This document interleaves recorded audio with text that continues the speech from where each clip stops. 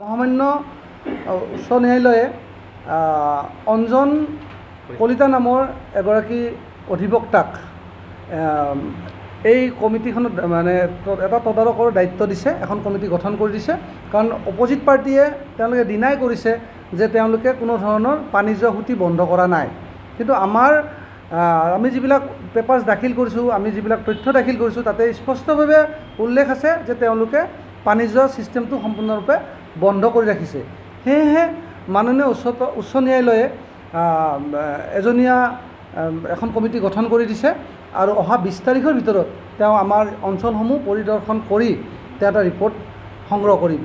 সেয়ে আমি আজি এই সংবাদ মাধ্যমৰ যোগেদি আমাৰ দক্ষিণ কামৰূপৰ যিখিনি আমাৰ স্থানীয় আমাৰ সমস্যাৰ সন্মুখীন হোৱা গাঁও আছে, তাৰ বিষয়ববীয়াসমূহৰ লগতে আমাৰ দল সংগঠনৰ লগতে আমাৰ যিখিনি আমাৰ সংবাদ মাধ্যমৰ লগত জড়িত, আমাৰ এই সমস্যাৰ লগত ওতঃপ্ৰোতভাৱে প্ৰত্যক্ষভাৱে জড়িত যিখিনি আমাৰ সংবাদ সতীৰ্থ আছে, আপোনালোকক আমি এটাই অনুৰোধ জনাইছোঁ যে যিখন কমিটি উচ্চ ন্যায়ালয়ে বনাই দিছে, সেই কমিটিখনে যেতিয়া আমাৰ দক্ষিণ কামৰূপ পৰিভ্ৰমণ কৰিব, সেই সময়ত আপোনালোকে যিখিনি আমাৰ সমস্যা আছে, এই সমস্যাখিনি দেখাই দিলে আমাৰ যিটো ভৱিষ্যত প্ৰজন্মই যিটো বৃহৎ এটা সমস্যাৰ সন্মুখীন হ'বলৈ গৈ আছে, সেইটো ৰিলিফ পাব বুলি আশা কৰিছোঁ। বাকীখিনি মই বিকাশ নাথক ক'বলৈ আগবঢ়াই দিছোঁ। আমাৰ বিশেষকৈ দক্ষিণ কামৰূপত এটা সমস্যা উদ্ভাৱন হৈছে, সেইটো হ'ল কৃত্ৰিম বানপানী। আৰু এই কৃত্ৰিম বানপানীৰ সমস্যাটো উদ্ভাৱন হোৱাৰ একমাত্ৰ কাৰণ হ'ল আমাৰ যিবিলাক মুকলি পথাৰ আছিলে, কৃষিভূমি আছিলে, জলাশয় আছিল, সেইবিলাক একাংশ উদ্যোগ প্ৰতিষ্ঠানে উদ্যোগ নিৰ্মাণৰ নামত তেওঁলোকে আৰ্ট ফিলিং কৰি বন্ধ কৰি পেলালে। তাৰ ফলত আমাৰ পানী যোৱা সুঁতিসমূহ, জলাশয়সমূহ একেবাৰে মৰহি গ'ল। তাৰ ফলত আজি আমাৰ দক্ষিণ কামৰূপৰ বিভিন্ন অঞ্চলৰ লগতে আমাৰ যিখন ইণ্টাৰনেশ্যনেল এয়াৰপৰ্ট আছে, এয়াৰপৰ্টটো এতিয়া পানীৰ তলত বুৰ যায়। এই ক্ষেত্ৰত আমি বিগত প্ৰায় 5 বছৰে আমি এখন মঞ্চৰ নাম দি আমি সংগোপনে এটা কাম আগবঢ়াইছিলোঁ। সেইটো আছিলে আমাৰ যিখিনি এইটো অঞ্চলৰ গাঁও আছে, এই গাঁওসমূহৰ যিবিলাক পানীৰ যিটো কৃত্ৰিম বানপানীৰ সূচনা হয়, আমি লিখিত অভিযোগ আমি DC মহোদয়ক আমি দাখিল কৰাৰ এটা ব্যৱস্থা কৰিছিলোঁ। আৰু সমসাময়িকভাৱে আপোনালোকৰ সহযোগত আমি কিছু বাতৰি কাকতত, নিউজ চেনেলত আমি এই বাতৰিসমূহ ধাৰাবাহিকভাৱে প্ৰচাৰ কৰিছিলোঁ। এই ক্ষেত্ৰত আমি সেই গাঁওসমূহৰ ধন্যবাদ দিয়াৰ লগতে আপোনালোককো আমি ধন্যবাদ জ্ঞাপন কৰিছোঁ। অৱশেষত আমি গুৱাহাটী উচ্চ ন্যায়ালয়ত আমি শৰণাপন্ন হ'লোঁ। কাৰণ এইটো আমি PIL এটা নকৰিলে, ৰাজহুৱা স্বাৰ্থজনিত আবেদন এটা দাখিল নকৰিলে এই সমস্যাটো আমি যে সোনকালে ৰিলিফ নাপাম, সেইটো কনফাৰ্ম আছিলে। সেয়ে আমি যোৱা 2023 বৰ্ষৰ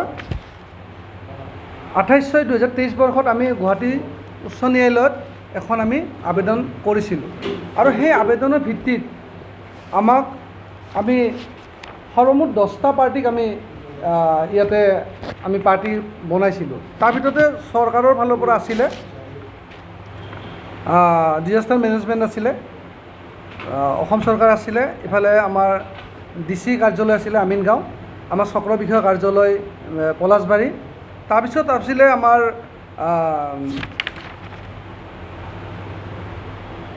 চেনপ্লাই আমাৰ যিটো উদ্যোগ আছে, চেনপ্লাই উদ্যোগ, যিটো আমাৰ মনপুৰৰ দলংখন আপোনালোকে নিশ্চয় জ্ঞাত, মনপুৰৰ দলংখন তেওঁলোকে বন্ধ কৰি পেলাইছে।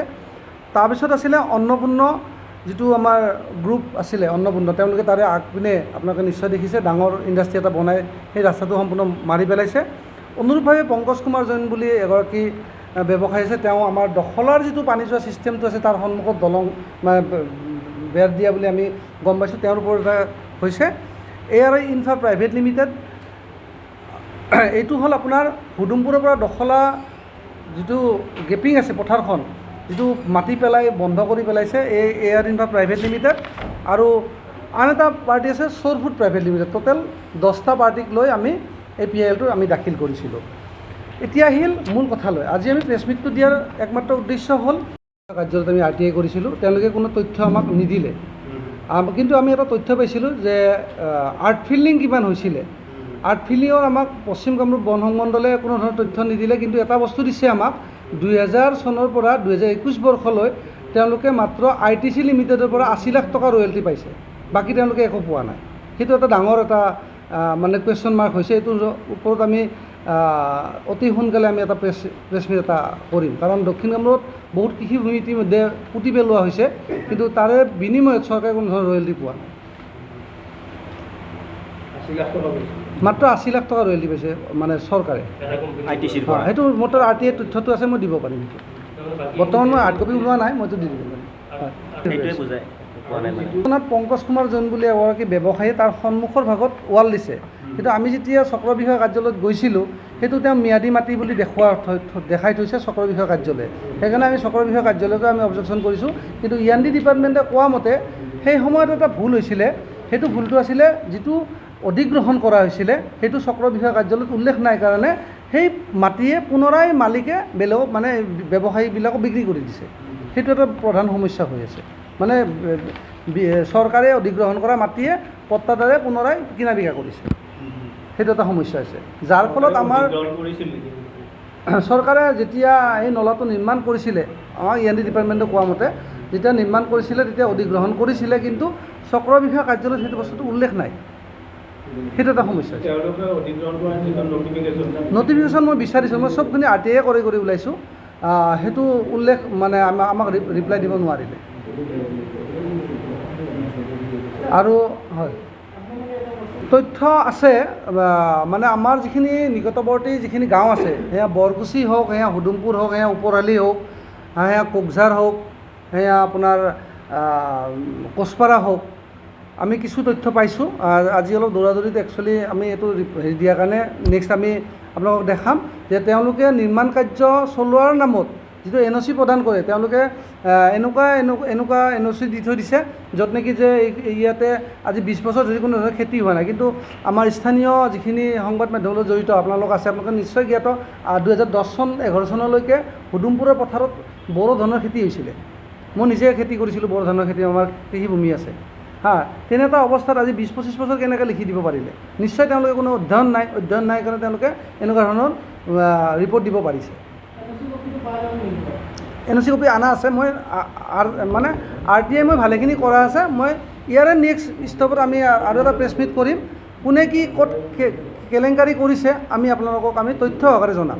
আৰু এইটো ধ্ৰুৱ সত্য কথা, আমি আপোনালোকক আজি সংবাদ মাধ্যমৰ যোগেদি কৈছোঁ, আমাৰ হাতত যথেষ্ট তথ্য আছে আৰু RTI তথ্য পাইছোঁ আমি।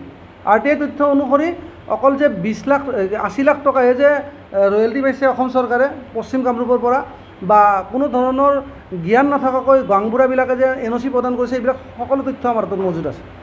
এইটো আমি দিব পাৰিম।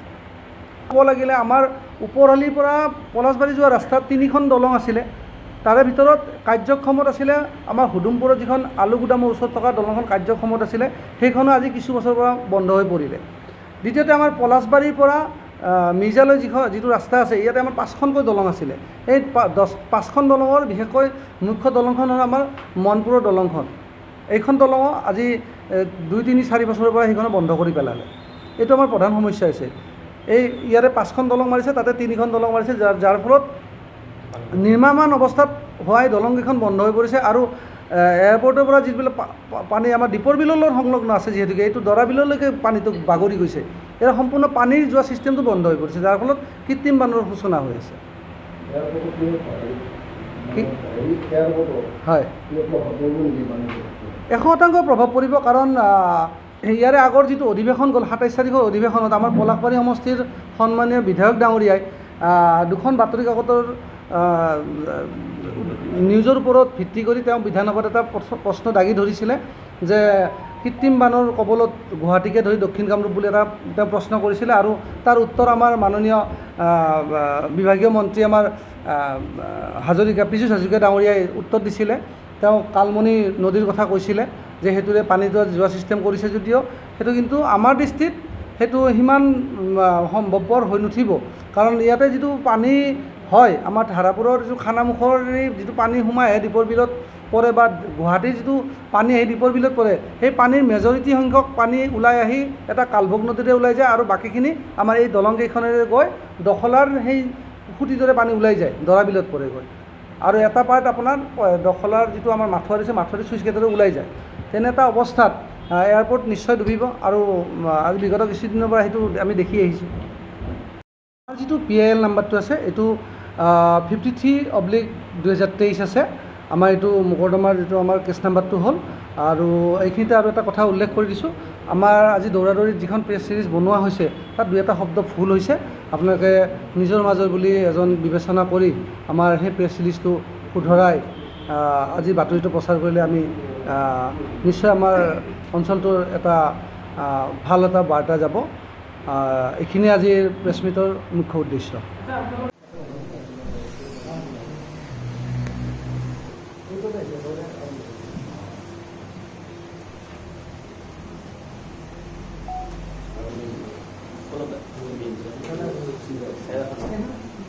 দেখা দি আহিছিলে যে কৃত্ৰিম বানৰ সমস্যা, আৰু ইয়াৰে মেইন কাৰণ আছিলে ইতিমধ্যে ফণীন্দ্ৰ কলিতা ডাঙৰীয়াই আপোনালোকক অৱগত কৰিছে যে ইয়াৰে যিবোৰ বৰ্তি খুঁটিবোৰ আছিলে, যিবোৰ জলাশয়বোৰ আছিলে, কিছু অসাধু ব্যৱসায়ী হওক বা কিছুমান উদ্যোগিক প্ৰতিষ্ঠানবোৰে তেওঁলোকে নিজৰ মুনাফাৰ কাৰণে সেইবোৰ পুতি পেলাই সেইবোৰ আমাৰ যিবোৰ অঞ্চল আছিলে অঞ্চলত এটা কৃত্ৰিম বানৰ সৃষ্টি কৰিছিলে।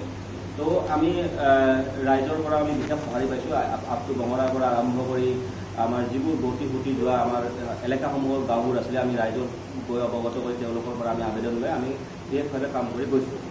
এতিয়া কথা হ'ল, যিহেতুকে আমি PIL কৰিলোঁ অৱসত, এতিয়া PILৰ বিনিময়ত ক্ষেত্ৰ পৰিদৰ্শন কৰাৰ কাৰণে উচ্চতম ন্যায়ালয়ে যিহেতুকে তদন্ত কৰাৰ কাৰণে এটা কমিটিও বনাই দিলে। অঞ্জন কলিতা ডাঙৰীয়াক দায়িত্ব দিছে, তেওঁ আহিব কিছুদিন আগতে। আৰু মই আপোনালোকৰ সংবাদ মাধ্যমৰ জৰিয়তে মই আমাৰ জনসাধাৰণক অনুৰোধ কৰিব বিচাৰোঁ যে আপোনালোকৰ অঞ্চলতো যদি এনেকুৱা ধৰণৰ কিছু সমস্যা আছে, আপোনালোকে সেইদিনা আহক, সহযোগ কৰক আমাক। আৰু আপোনালোক সংবাদ মাধ্যমকো আমি অনুৰোধ কৰিছোঁ আপোনালোকে আমাক সহযোগ কৰক এই ক্ষেত্ৰত, যাতে আমি ৰাইজক যাতে এটা সকাহ দিব পাৰোঁ। কাৰণ আমি যদি এতিয়াৰ পৰা এইবোৰ সমস্যাক লৈ আমি মাত নামাতোঁ, তেতিয়াহ'লে আমি অনাগত সময়ত আমাৰ এটা ভয়াৱহ পৰিস্থিতি আমাৰ দক্ষিণ কামৰূপ অঞ্চলৰ কাৰণে এটা বানে বিধ্বস্ত কৰিব। সেয়েহে এই সময়তে এইটো এটা এনেকুৱা ৰাজহুৱা স্বাৰ্থজড়িত আবেদনৰ যি এটা আমি ব্যৱস্থা লৈছোঁ, এই ব্যৱস্থাৰ জৰিয়তে আমি এই সমস্যাখিনি আমি দূৰ কৰিব বিচাৰিছোঁ। ধন্যবাদ।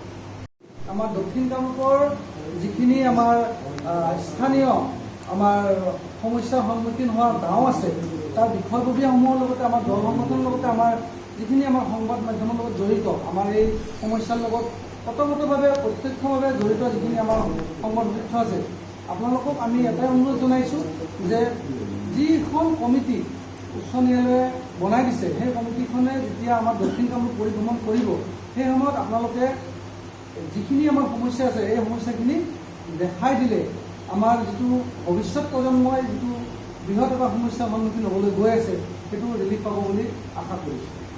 বাকীখিনি মই বিবেচনা ক'বলৈ আছোঁ। আজি আমি ইয়াতে বৃহত্তৰ দক্ষিণ কামৰূপ সচেতন বঙৰা, মোৰ ফণীন্দ্ৰ কলিতা, মোৰ বন্ধু আছে হীৰক দাস, আৰু এইটো ওচৰত আছে পুলক মালিক। আপোনালোকক আমি সমস্যাটো উদ্ভাৱন হোৱাৰ একমাত্ৰ কাৰণ হ'ল আমাৰ যিবিলাক মুকলি পথাৰ আছিলে, কৃষিভূমি আছিলে, জলাশয় আছিল, সেইবিলাক একাংশ উদ্যোগ প্ৰতিষ্ঠানে উদ্যোগ নিৰ্মাণৰ নামত তেওঁলোকে আৰ্ট ফিলিং কৰি বন্ধ কৰি পেলালে। গাঁওসমূহৰ ধন্যবাদ দিয়াৰ লগতে আপোনালোককো আমি ধন্যবাদ জ্ঞাপন কৰিছোঁ। অৱশেষত আমি গুৱাহাটী উচ্চ ন্যায়ালয়ত আমি শৰণাপন্ন হ'লোঁ, কাৰণ এইটো আমি PIL এটা নকৰিলে, ৰাজহুৱা স্বাৰ্থজড়িত আবেদন এটা দাখিল নকৰিলে এই সমস্যাটো আমি যে সোনকালে ৰিলিফ নাপাম সেইটো কনফাৰ্ম আছিলে। সেয়ে আমি যোৱা 2023 বৰ্ষৰ 28/6/2023 বৰ্ষত আমি গুৱাহাটী উচ্চ ন্যায়ালয়ত এখন আমি আবেদন কৰিছিলোঁ, আৰু সেই আবেদনৰ ভিত্তিত আমি সৰ্বমুঠ 10টা পাৰ্টিক আমি ইয়াতে আমি পাৰ্টি বনাইছিলোঁ। তাৰ ভিতৰতে চৰকাৰৰ ফালৰ পৰা আছিলে ডিজাষ্টাৰ মেনেজমেণ্ট আছিলে, অসম চৰকাৰ আছিলে, ইফালে আমাৰ DC কাৰ্যালয় আছিলে আমিনগাঁও, আমাৰ চক্ৰ বিষয়া কাৰ্যালয় পলাশবাৰী, তাৰপিছত আছিলে আমাৰ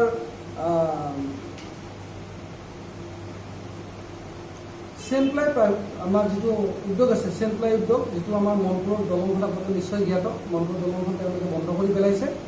তাৰপিছত আছিলে অন্নপূৰ্ণ, যিটো আমাৰ গ্ৰুপ আছিলে অন্নপূৰ্ণ, তেওঁলোকে তাৰে আগপিনে আপোনালোকে নিশ্চয় দেখিছে ডাঙৰ ইণ্ডাষ্ট্ৰি এটা বনাই সেই ৰাস্তাটো সম্পূৰ্ণ মাৰি পেলাইছে।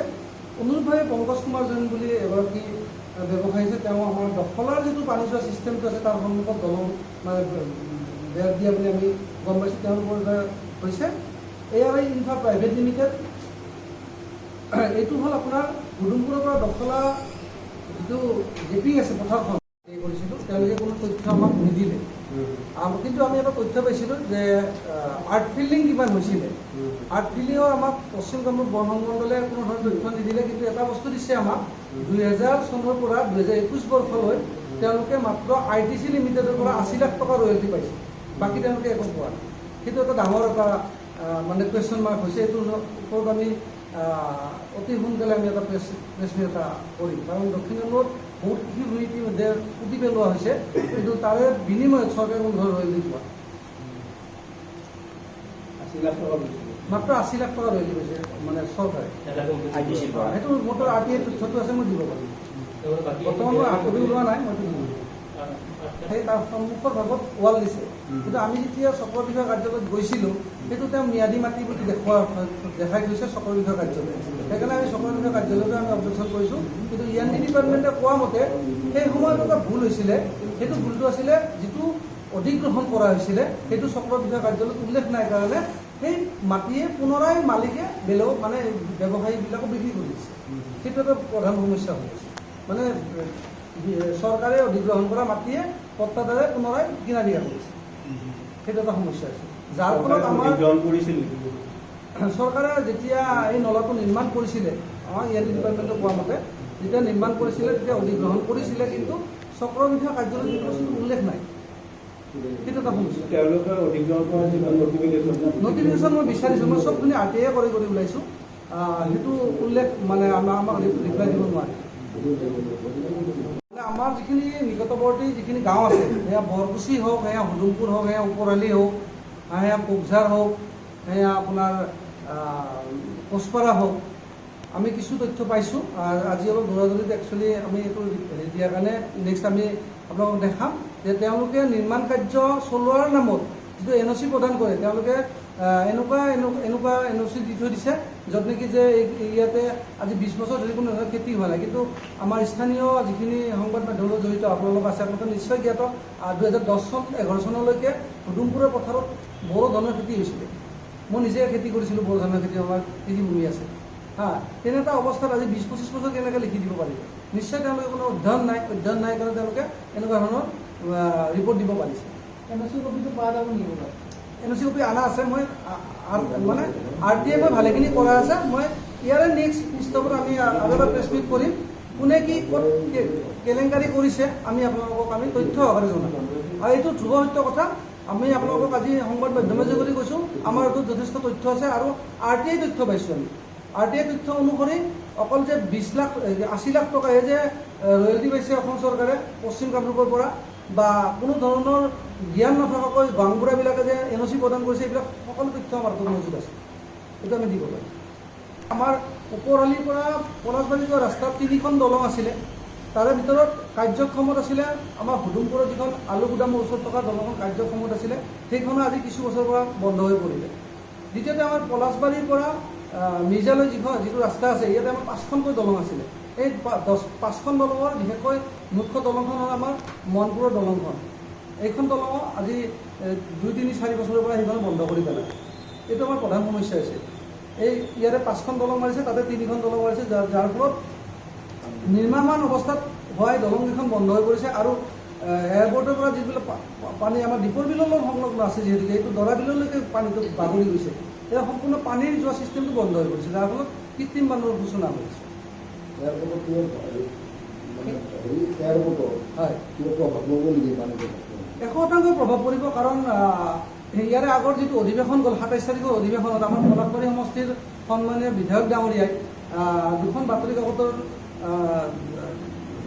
নিউজৰ ওপৰত ভিত্তি কৰি তেওঁ বিধানসভাত এটা প্ৰশ্ন দাঙি ধৰিছিলে যে কৃত্ৰিম বানৰ কবলত গুৱাহাটীকে ধৰি দক্ষিণ কামৰূপ বুলি এটা প্ৰশ্ন কৰিছিলে। আৰু তাৰ উত্তৰ আমাৰ মাননীয় বিভাগীয় মন্ত্ৰী আমাৰ পীযুষ হাজৰিকা ডাঙৰীয়াই উত্তৰ দিছিলে। তেওঁ কালমণি নদীৰ কথা কৈছিলে যে সেইটোৰে পানী যোৱা ছিষ্টেম কৰিছে যদিও সেইটো কিন্তু আমাৰ দৃষ্টিত সেইটো সিমান সম্ভৱপৰ হৈ নুঠিব, কাৰণ ইয়াতে যিটো পানী হয়, আমাৰ ধাৰাপুৰৰ যিটো খানামুখৰ যিটো পানী সোমাই দীপৰ বিলত পৰে, বা গুৱাহাটীৰ যিটো পানী আহি দীপৰ বিলত পৰে, সেই পানীৰ মেজৰিটি সংখ্যক পানী ওলাই আহি এটা কালভোগ নদীতে ওলাই যায় আৰু বাকীখিনি আমাৰ এই দলংকেইখনেৰে গৈ দখলাৰ সেই খুঁটিটোৰে পানী ওলাই যায়, দৰা বিলত পৰে। আৰু এটা পাৰ্ট আপোনাৰ দখলাৰ যিটো আমাৰ মাথোৱাৰি আছে, মাথোৱাৰি চুইচ গেটেৰে ওলাই যায়।